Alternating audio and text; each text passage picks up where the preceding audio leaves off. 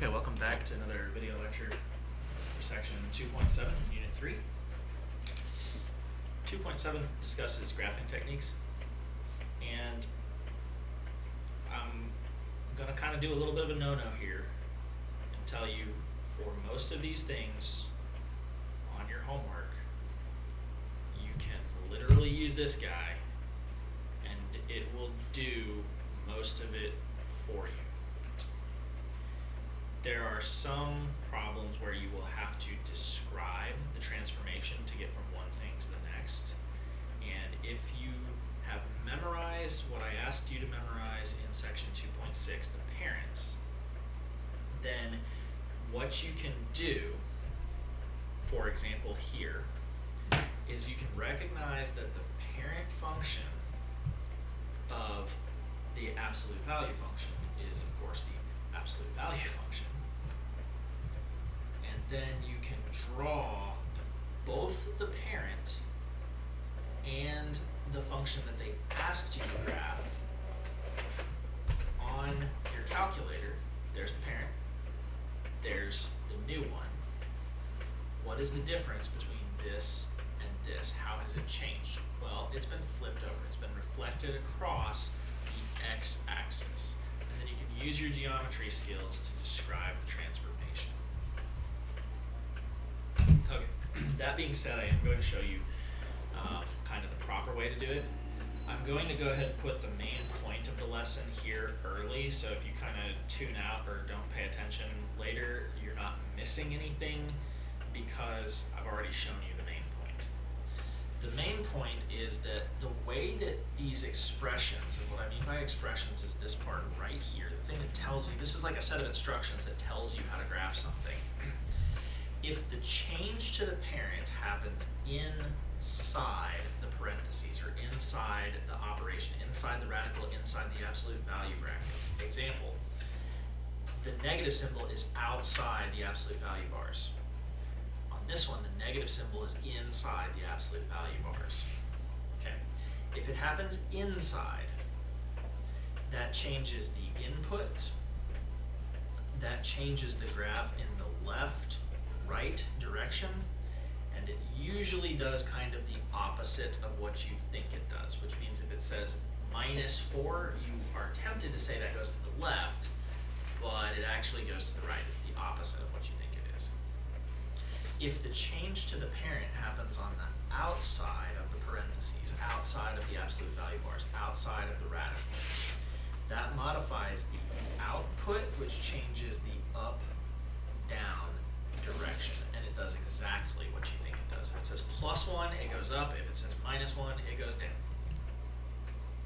Okay, so let's just get right into it.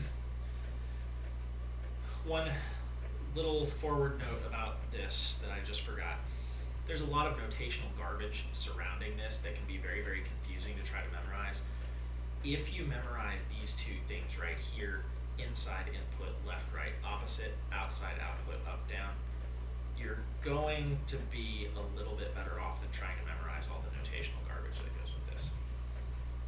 The notational garbage is very formal, but for the purposes of college algebra, you can survive memorizing that kind of crutch, I guess. Okay, so this says let's graph the absolute value function with a negative symbol out in front of it. From Algebra 1, we should know that what the negative symbol out in front does is it flips things from top to bottom, okay? So if I were to graph in kind of dotted lines here, the absolute value function, this is the parent.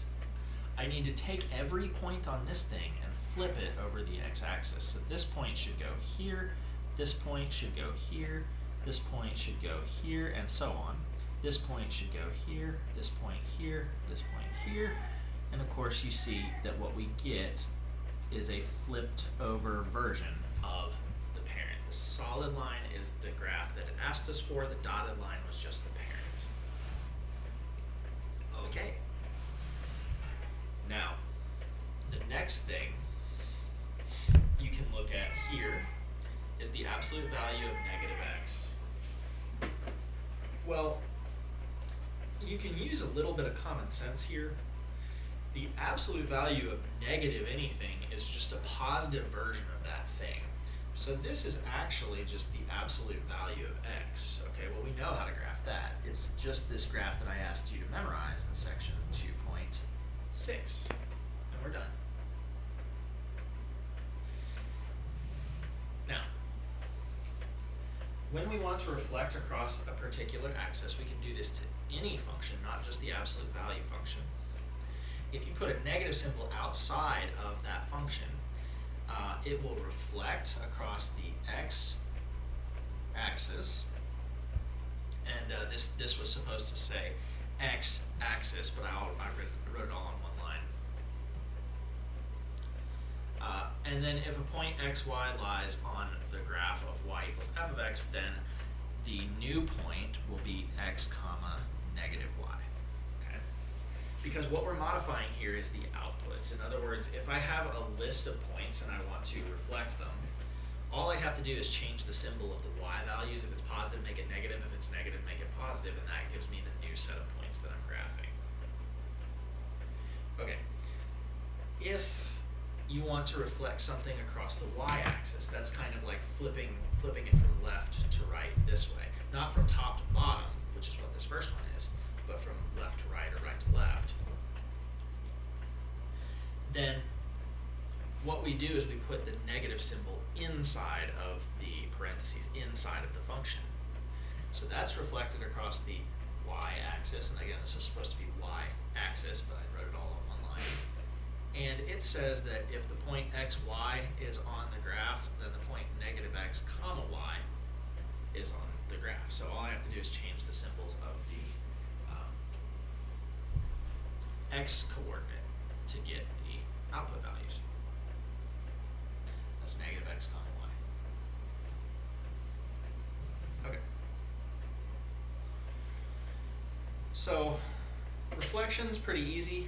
You get them by doing a negative symbol, either multiply by the whole thing or you plug in negative x and see what results.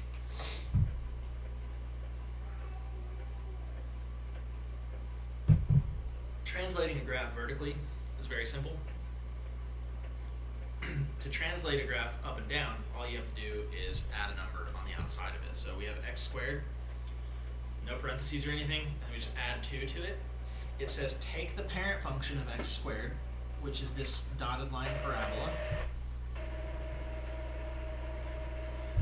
and it says just move everything up 2. Okay, so this point goes here, and then this point goes here, and then this point goes here, and then the same thing like that. And I connect everything up, and there is my new parabola. It just literally moves everything up 2. Translation should be very, very simple in the up-down direction. Notationally, a vertical translation looks like this. You take some function and you add a constant to it, where c is some real number. And so for every point x, y, the corresponding point on the new graph will just be y plus that constant on the graph of g. The graph is the same. It's just been moved c number of units up if c is positive, or c number of units down if c is negative.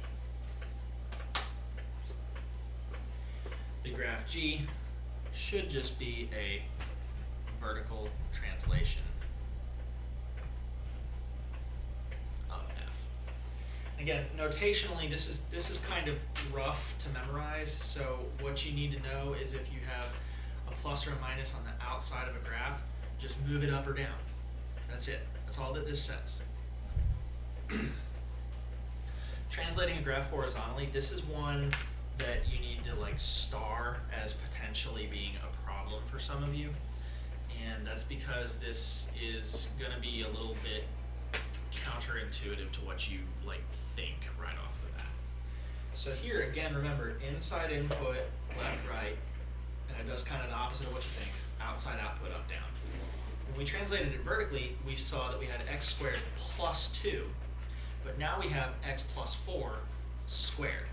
The plus 4 happens on the inside of a parentheses, and then it's squared. So that's going to move the graph kind of left and right, because the plus 4 is inside the parentheses. Well, remember, it also does the opposite of what you think it does. So when you see that this is a plus 4, you're tempted to say, oh, well, when we added 4 to the outside, it went up. Well, when I add 4 to the inside, you're tempted to say that it goes to the right, because it's just like, well, plus 2 in the outside was going up, plus 4 on the inside must be going right.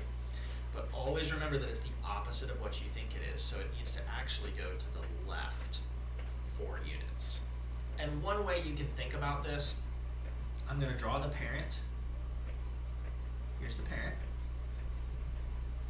That's a parabola. I know that it's still a parabola because you see how if I cover this part up, I could fool you into thinking it says x squared. One way you can tell if it's been moved left or right is we can pay attention to where the vertex is. So the vertex is normally at 0, 0. What number will make the inside of this 0? What number can I plug in for x that will cause something plus 4 to equal to 0? Well, that something is -4. That's where my new vertex is going to be. And you see that's actually moved to the left. It's the opposite of what you think it does. So it's moved 4 units to the left. And then everything else is the same. So we get this nice parabola shape out of it. The dotted line is the parent. The black line is the transformation. In notation, if we have added or subtracted a constant on the inside of the parentheses, then the corresponding point is x minus c, comma, y. In other words, you just move the x coordinate instead of the y coordinate. The graph is the same, but it has been translated c units to the left if c is positive, and it will be translated c units to the right. I did minus, I should have said plus, excuse me, if c is negative. The graph is a horizontal translation of the graph f. Notationally, this one's probably the worst one. If you just completely omit memorizing any of that, I'm totally fine with it. This chart, however, can be actually a little bit useful. Here's what you need to see. For translations, when the C part is on the outside, here and here, you get up or down movement. This is up C units. This one is down C units. When the plus or minus C is on the inside of the parentheses, you get left to right movement. X plus C is left C units, and x minus C is right C units. This is worth copying into your notes as a quick reference for doing the homeworks. Okay. So why even do this? What the point here is that if you have something that's kind of hard to describe, like this, for example, I am not even really completely sure I know which equation or which expression describes this shape. It's a difficult shape. But I do know that I could very easily move it anywhere that I wanted to if I needed to. So let's say I just want to take this whole thing and move it 2 units down. Well, I could write that that's f of x minus 2. So this is 2 units down. Okay, what does that look like? Well, this is kind of funny because the scale is off, but notice that this was -4, 0, so it's going to be -4, -2 on the new graph. 0, 0 was there, so 0 is going to go to 0, -2. 1, -4 will become 1, -6 as it moves 2 units down. And then 3, 0 will become 3, -2. And there's one more point. We can see that at -2, +2, -2, +2, we can move that down. That's kind of like the vertex there of that that parabolic shape, that curve. Okay, so when I graph this thing,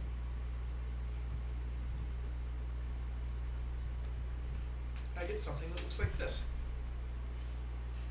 So I can very easily move a graph like this some sort of direction by applying a transformation to it.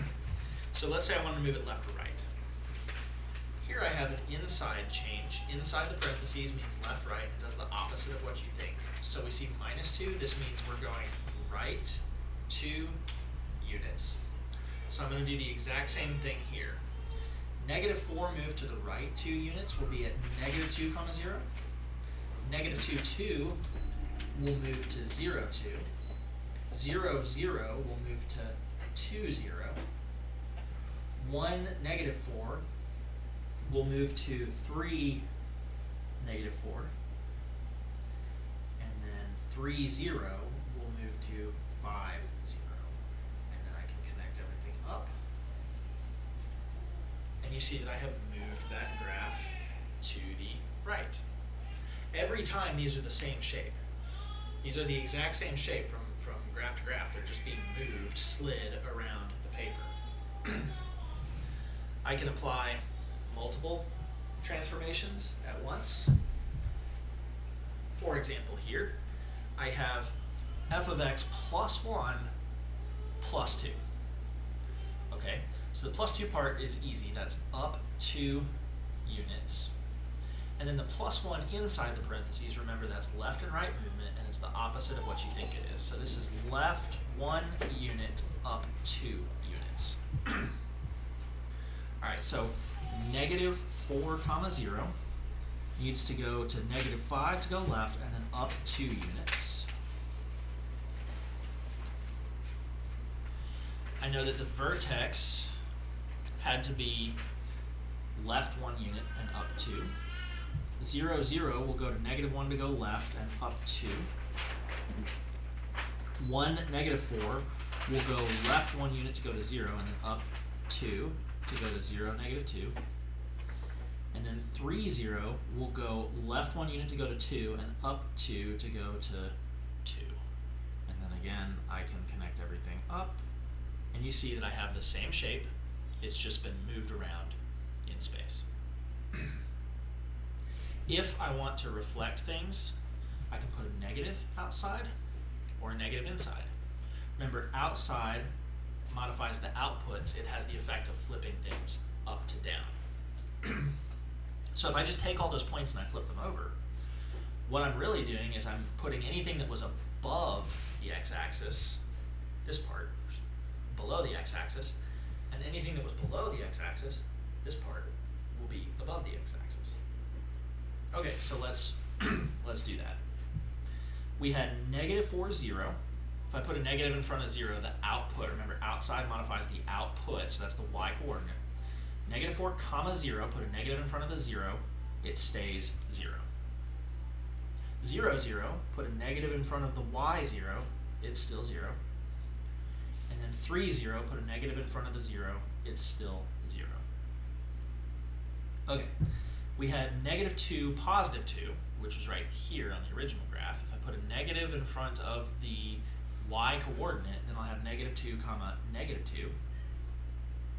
And then I had 1, -4. If I put a negative in front of the y coordinate, that'll be a double negative, which will switch it to positive, and it looks like this. So now, if I connect it up, you see that I still have the same shape, it's just been flipped over.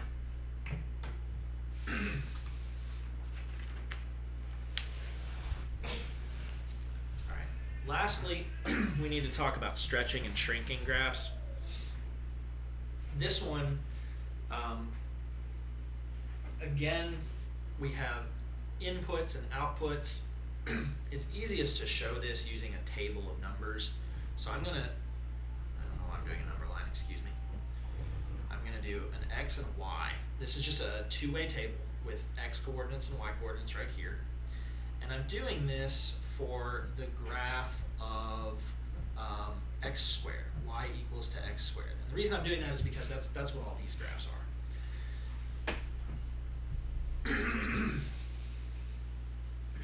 Okay,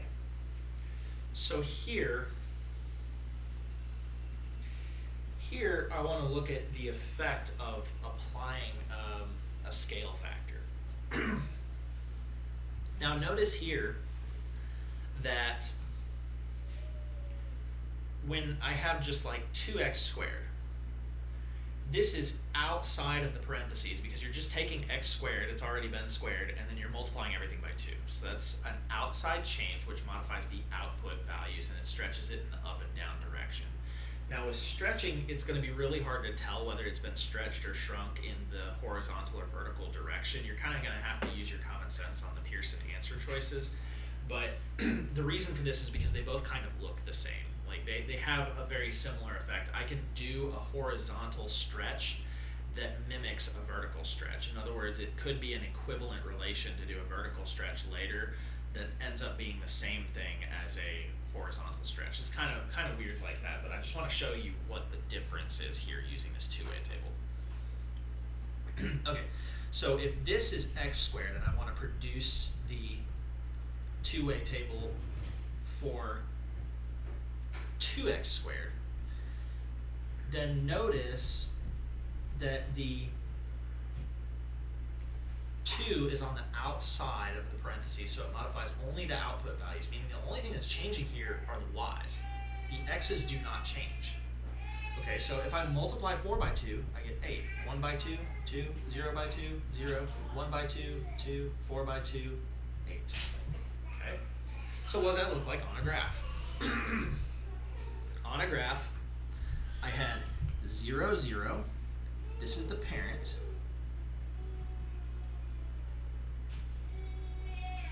And what you'll notice is that the parent had 1, 1, and 2. Well, I tried to get it to 2, 4. I didn't draw it exactly accurately, but those are the points. And the new one has 0, 0, which stays the same. It has 1, 2, and then 2, 8. And then this is reflected on both sides. So what you see is I get this much thinner or stretched out version. In other words, it takes a parabola, which may look like this, and it kind of either squishes it this way or it widens it out that way. That's a vertical stretch. I'm going to leave this one for you guys to try. It's 1/2 x squared. If you're still uncomfortable with it, you can look at what the effect this thing has. It's going to actually kind of widen it out. You can kind of guess. If 2 made it thinner, 1/2 will make it wider. So I wanted to show you this one. This one's a little funny because it's 1/2 x inside of the parentheses squared. Well, okay. You have two different options on how you handle this. We can either find an equivalent vertical stretch, or we can just do this we can just do this kind of the normal way. So I'm actually going to do two-way tables here. The first one, I guess I'm going to have to do it vertically.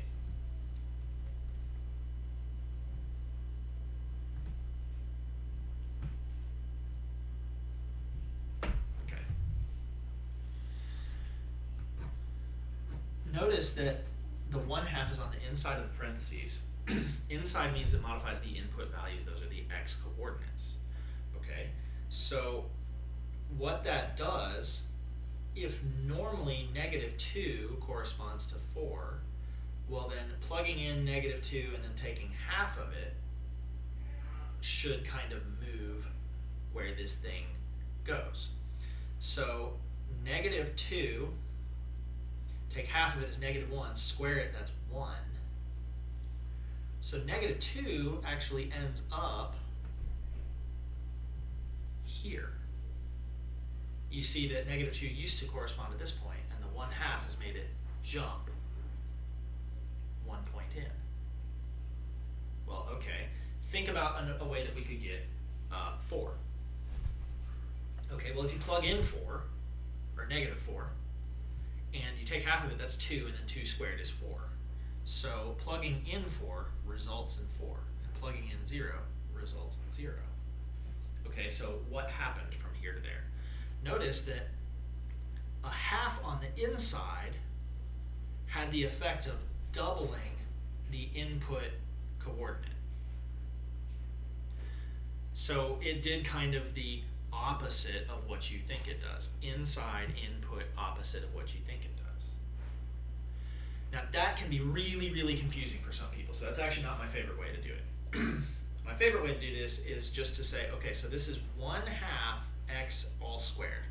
Okay, so that means that this squared part applies both to the 1/2 and to the x squared. If I do that, that's 1/4 x squared. Now I have taken a horizontal stretch and I've turned it into a vertical stretch. And we can do that the exact same way that we did this first example right here. Just take 4 and take 1/4 of it. That's 1. Take 4 and take 1/4 of it. That's 1. Take 1 and take 1/4 of it. That's 1/4. 1/4. Take 0. 0. And yeah, we get fractions, but if you were to finish this table, you would see that it's identical to this table right here. So this is an equivalent form. So you can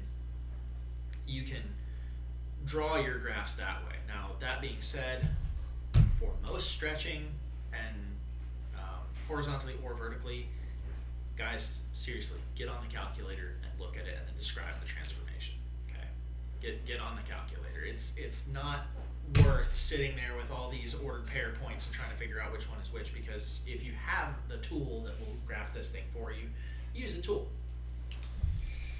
I'm not going to go through all of this mess because I frankly think it's just going to confuse you more. What you need to know here ultimately is that when we apply these transformations, let's go through them, and we're going to figure out all of the transformations that apply to the x, and then we're going to figure out all the transformations that apply to the y. So if you kind of think about this thing asks us to graph x minus 1 squared plus 4, a little negative symbol out in front of it. Okay, so let's just do the translations according to the order of operations. And what I mean by that is, first let's identify the parent. The parent is this parabola because it's a squaring function. So the minus 1 part is inside of parentheses, and if you remember, parentheses, exponents, multiply, divide, add, subtract is your order of precedence. So minus 1 means go to the right 1. Okay, so I'm going to just take every point and move it to the right 1. There it is, there's the vertex. Then the squaring part happens. That doesn't change anything because the translation was the transformation that we had to apply there. Then we have the negative. Now the negative is going to be a flipping over sort of action. So a negative outside the parentheses flips it from the top to bottom. So now we have this parabola. I've moved it to the right one and flipped it over. And then we can do add and subtract, which is I'm going to add 4 to the whole thing, which means I'm just going to move it up 1, 2, 3, 4, like that.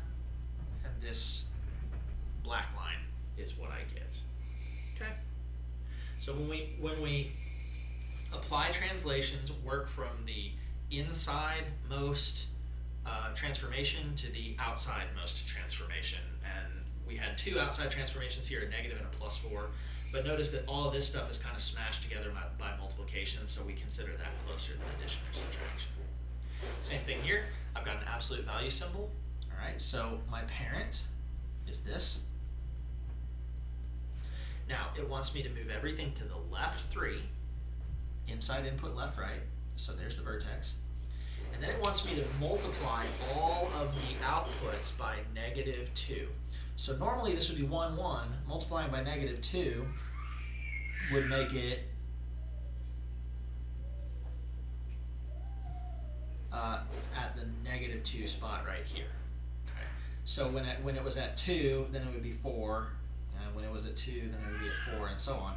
And so you see that we get this vertical stretch that narrows the V shape right there. And this is my transformed graph. Again, seriously, if you need to do this in the calculator, plot the parent function and then the function that they asked you to plot. There's the parent, There's the modified version. What's the difference? Well, this one has been kind of pressed together this way. It's narrower. It's been moved to the left 3, and it's been flipped over the x-axis. If you can do those things, you've got section 2.7.